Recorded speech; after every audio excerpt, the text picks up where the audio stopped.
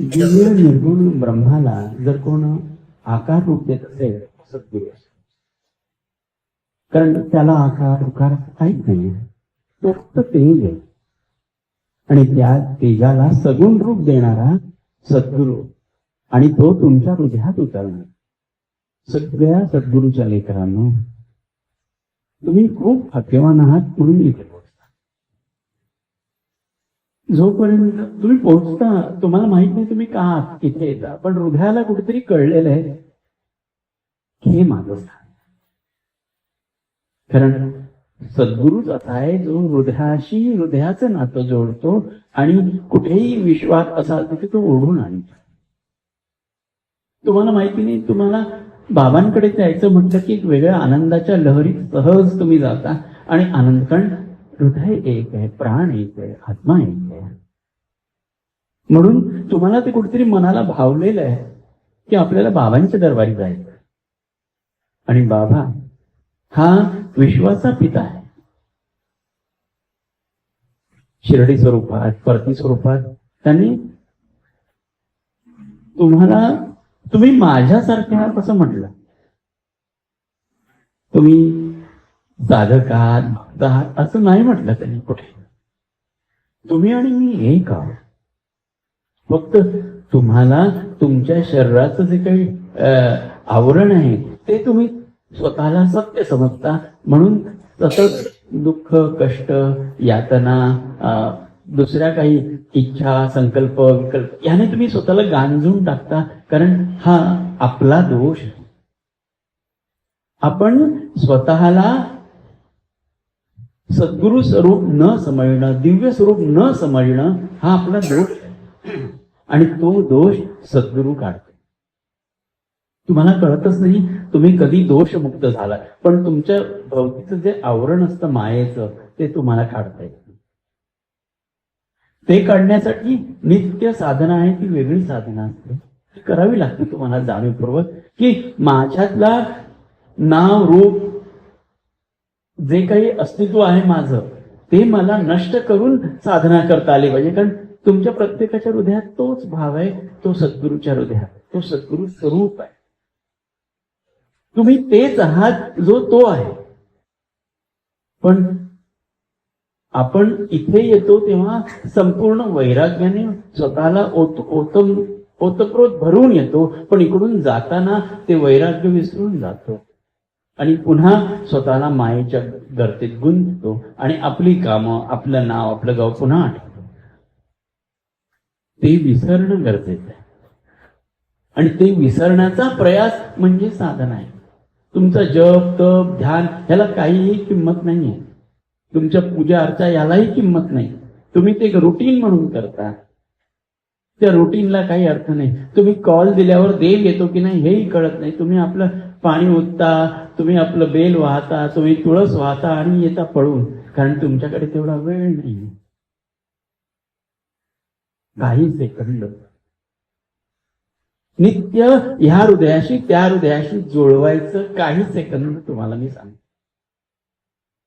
जे माझ्या सद्गुरूंनी माझ्यात भरलं ते तुमच्यात भरण्याची माझी जबाबदारी.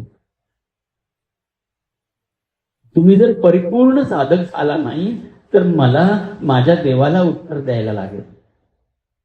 मी जर परिपूर्ण नसेल तर तुम्हाला परिपूर्ण करू शकणार नाही. म्हणून मला कडकडीत वैराग्याची साधना करावी आणि तुम्हाला त्याच्या टिप्स द्यावा, तुम्हाला त्याचे गुणगाठ द्यावी की हेच ते आहे. बऱ्याचशा लोकांना सद्गुरू कळत नाही, कारण हृदय ग्रंथीचं भेदनच झालं नाही. हृदयात प्रेमच कळलं नाही तर कसा सद्गुरू कळेल. आपण भजन गातो, सगळ्यांना तर बऱ्याचशा लोकांना त्याचा कंटाळा येतो, कारण हृदयात काही प्राप्तच झालं नाही तर त्या भजनाची शब्दच किंमत कळतच नाही. मग ते आपले असेच बसून राहतात. त्यांना कळतच नसतं हे का गातायत, हे का नाचतायत, हे का डोलतायत. कारण जेव्हा आपण त्या भजनाच्या तालावर डोलतो तेव्हा सद्गुरूचा सहवास लाभलेला असतो आणि तो त्यांना लाभलेला नाही. म्हणून ते अनभिज्ञ असतात की त्यांना भजनाचा आनंद का मिळतो हे लोकांना कळले नाही. कारण तुम्ही त्या क्षणी तुमचा प्राण त्या सद्गुरूच्या प्राणाशी एकरूप झालेला असतो, म्हणून तुम्ही सहज आनंद लुटता. ज्यांचं हृदय भेदन झालं नाही, ज्यांच्या हृदयात परमेश्वराने प्रवेश केलेला नाही. प्रत्येकाच्या हृदयात परमेश्वर आहे, पण हा प्रेममय परमेश्वर, हा सद्गुरुमय परमेश्वर. कारण तुम्ही सद्गुरूला स्वीकारलं नाही तर काय होईल? जसं प्रेम करताना जेव्हा एखाद्या प्रेमाला प्रेमी स्वीकारतो तेव्हा तो सगळं काही तो तिच्यासाठी किंवा ती त्याच्यासाठी करत राहते.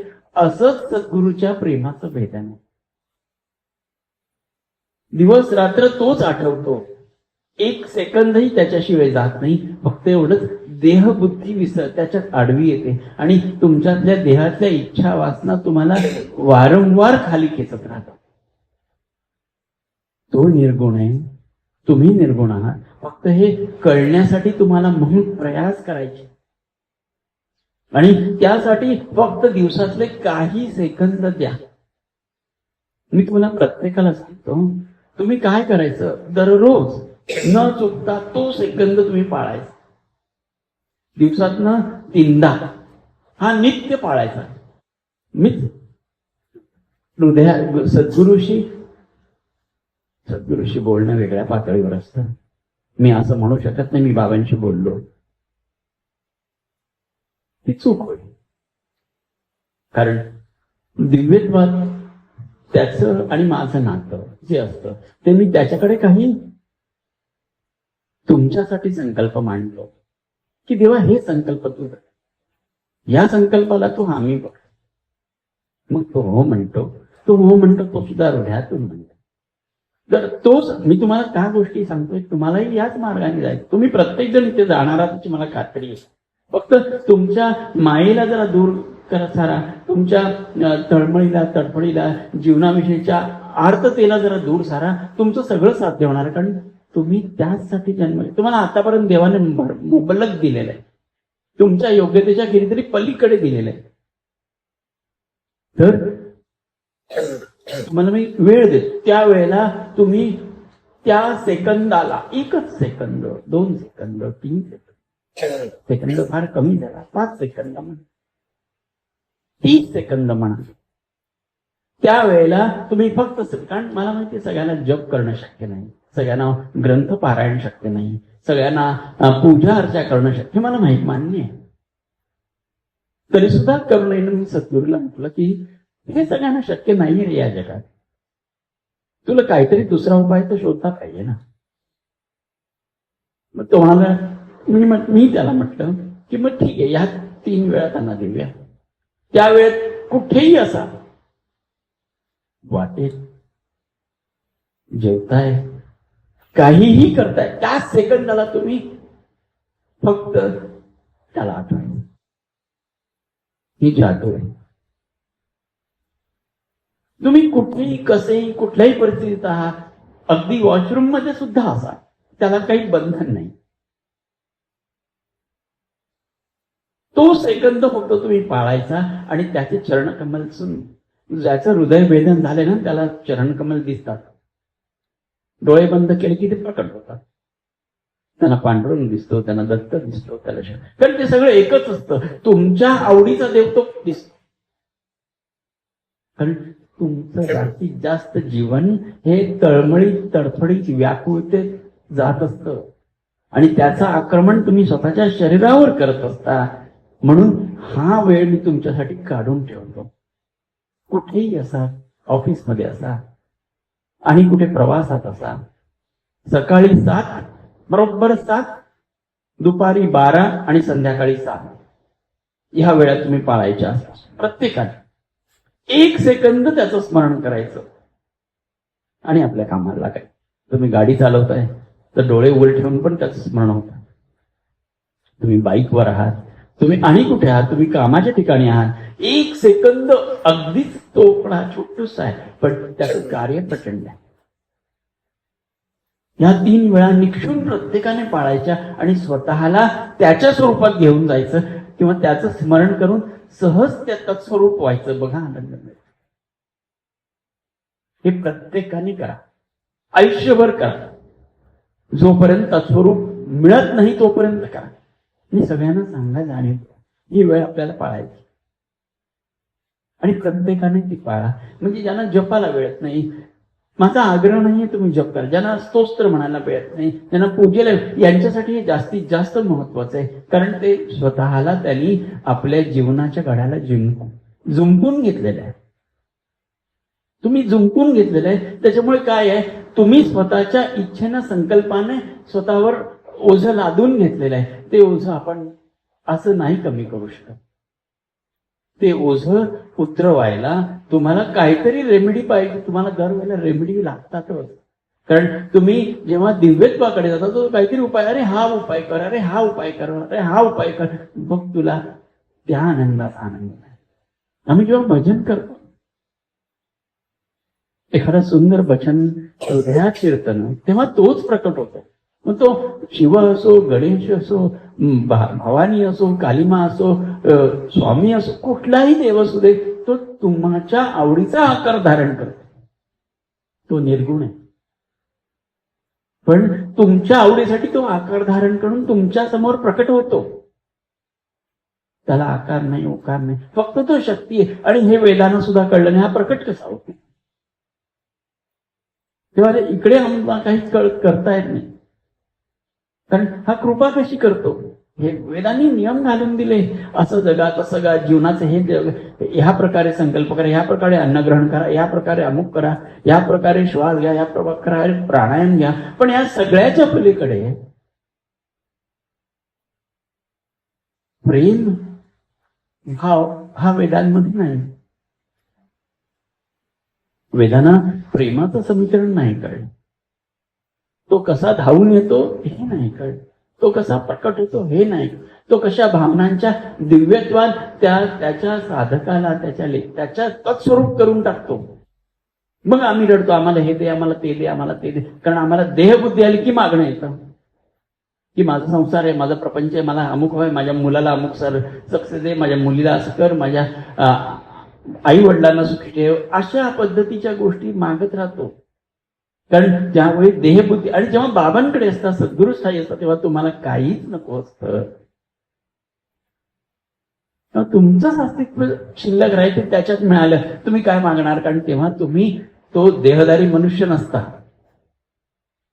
तेव्हा तुम्ही एक व्यापलेले त्रासिक असा जीव असता. तेव्हा यातना होता. म्हणून सगळ्यांना बाबांनी तुमच्या जीवनात ज्या गोष्टी घडल्यात त्या देवाने घडवल्या.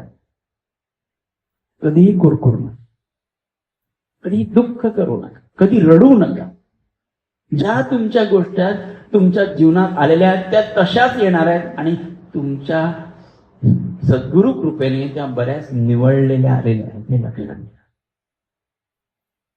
तुम्हाला काळजी आहे म्हणून तुम्ही चिंता करून त्याचा अवडंबर करता आणि टेन्शन घेता आणि ब्लड प्रेशर वाढवता आणि इतर रोगांना आमंत्रण करता.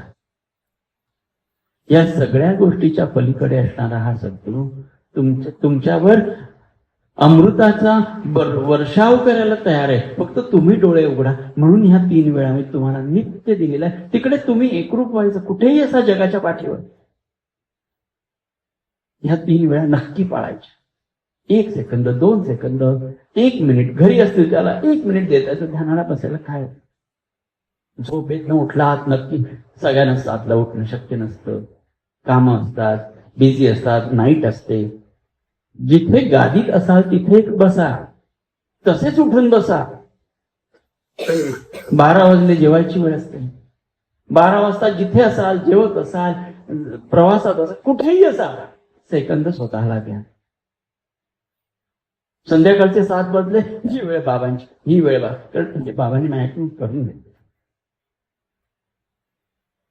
कारण कालावघात मी बरेचदा विसरतो तुम्हाला सगळ्या गोष्टी. पण त्यासाठी माझीही मानसिक तयारी करावी लागते. तेव्हा मी तुमच्या पुढे ते मांडू शकतो.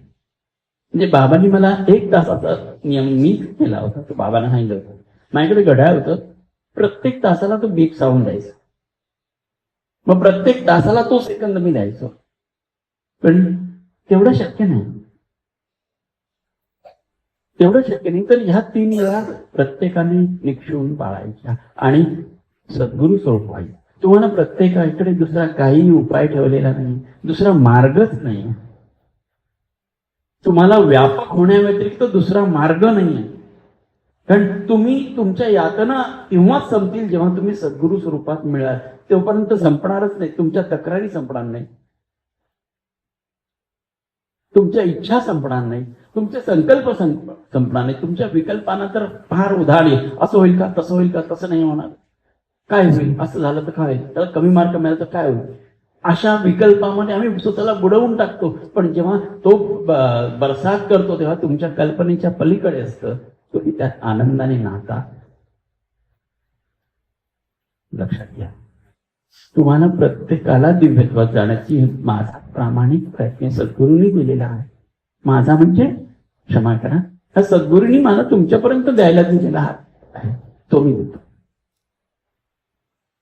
कारण त्याच्याशिवाय सुदैवाने मला माझ्याकडे खूप वेळ असतो. हल्ली गोष्टी वाचायच्या, त्याच्याशी संलग्न करायच्या आणि तुमच्या पुढे मांडायला मला वेळ मिळतो. कारण त्याने तसंच बनवलेलं आहे, त्याने तसंच घडवलेलं आहे. नाही आता तू निवांत होऊन फक्त साधनेसाठी वेळ घालव, हा हे त्याचे शब्द आहे. तो शब्दाने बोलत नाही, तो वेगळ्या अवस्थेत बोलतो. तर तुम्ही ह्या गोष्टी शिका. दिव्य प्रेम शिका, दिव्य भक्ती शिका, भक्ती शिका. कोणाची कुरघोडी शिकू नका, कोणाच्या हाताखाली गुलाम बनवू नका. भक्ती म्हणजे गुलामी नाही, भक्ती म्हणजे स्वरूपता. त्याच्यासारखं उगाच कोणी भक्त दिसलं म्हणून लोटांगणी जाऊ नका. कोणाच्याही साधनेच्या वाटेत जाऊ नका, कोणालाही साधना शिकवू नका, कोणाही भलत्या चलत्या साधकाच्या वाटेला जाऊ नका, त्याच्याशी म्हणून कुठलंही काही गाऊ नका. सद्गुरूचं गाणं आहे, हृदयाचं गाणं आहे, प्रेमाचं गाणं आहे, स्वतःच्या हृदयात गा. कारण तुम्हाला कन्फ्यूज करणारे हजार लोक आहेत, साधनेत कन्फ्यूज करणारे खूप लोक आहेत. तर तुम्ही स्वतःवर विश्वास ठेवा, गुरुचरणावर विश्वास ठेवा. ते एकमेव साधन आहे तुम्हाला दिव्यत्वात घेऊन जाईल. आणि तुम्ही दिव्य आहात. फक्त हे वरचं आवरण काढून टाका. बघा, आनंदाच्या लहरी असते आणि त्या सेकंदाच्या लहरी तुम्ही दिवसभर अंगात पूर्वी तुम्हाला देतील, शक्ती देतील. म्हणून आता कन्फर्म करून घ्या की दिवसाचे 3 वेळ मी अवधूताला देणार. परमेश्वर, कोणाला काही बोलायचं तर बोल, विचारायचं तर बोला. फक्त प्रेम करा रे, हा देव. बाकी काही साधनच नसते.